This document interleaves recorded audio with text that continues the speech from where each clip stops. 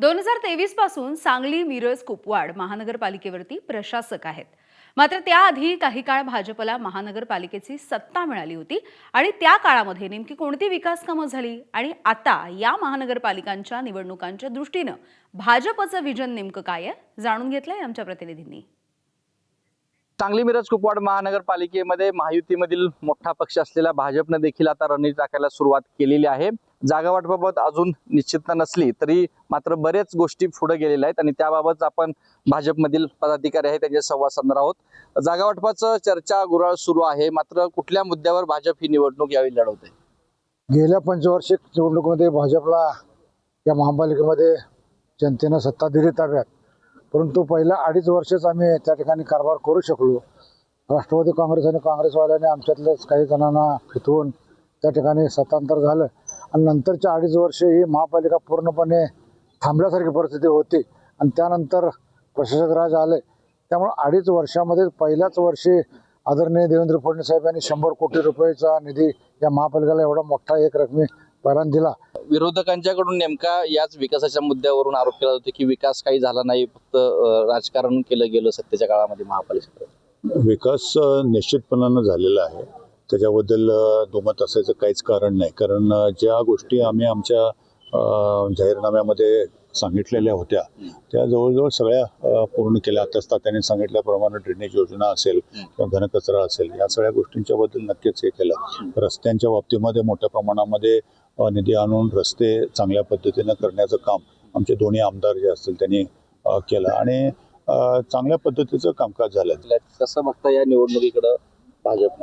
2018ची जी निवडणूक झाली ती एक वेगळी परिस्थिती होती.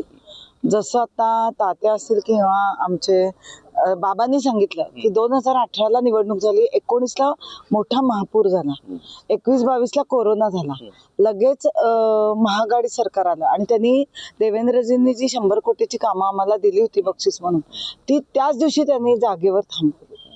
आणि म्हणून विरोधक जे बोलतात की आम्ही कामं केली नाहीत, त्याचं हे कारण आहे. आणि त्यानंतर 1च वर्ष आम्हाला व्यवस्थित काम करायला मिळालं.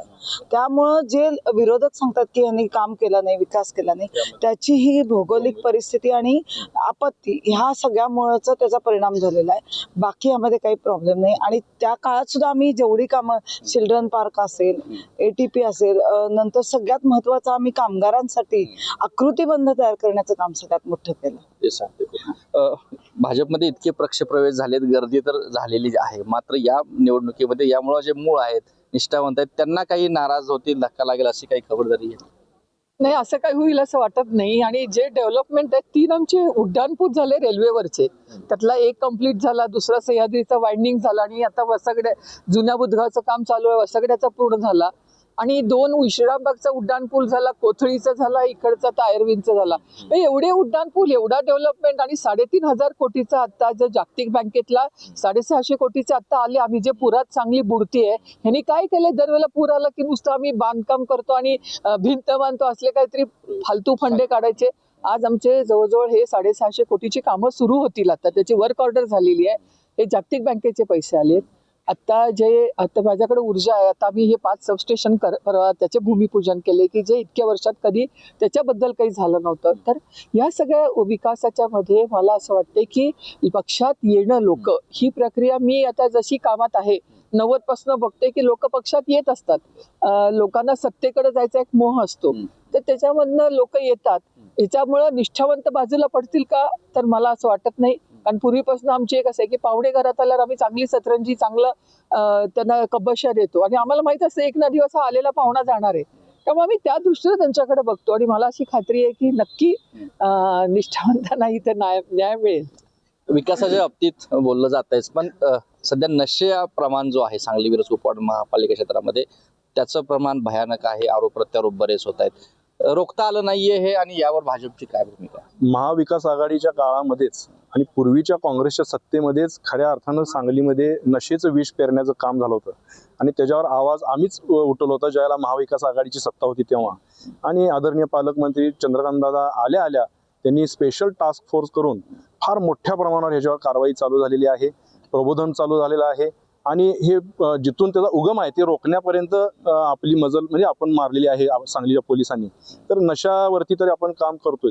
दुसरं विकासाच्या बाबतीत जे रस्ते असतात, पायाभूत सुविधा असतात, ड्रेनेज असतात, त्या बाबतीतही 2014 नंतर आमूलाग्र असं बदल झालेला आहे. भरपूर मोठा फंड आलेला आहे. आणि सगळ्यात महत्त्वाचं असं की एखाद्या शहराचा उद्योग व्यवसाय वाढायसाठी जे गरजेचं असतं ते म्हणजे कनेक्टिव्हिटी. तर ह्या 2014 नंतर आमची rail connectivity, road connectivity, highway connectivity फार मोठ्या प्रमाणात आणि चांगल्या प्रकारे वाढलेली आहे. तर येणाऱ्या काळामध्ये आम्हाला आदरणीय मुख्यमंत्री साहेबांनी शब्द दिलेला आहे की शहराच्या नजीक एक अतिशय चांगला असा नॉन पॉल्युटिंग उद्योग आम्ही देतोय की ज्याच्यामध्ये हजारो जणांना काम मिळेल आणि त्याच्या अँसिलरीज पण होतील.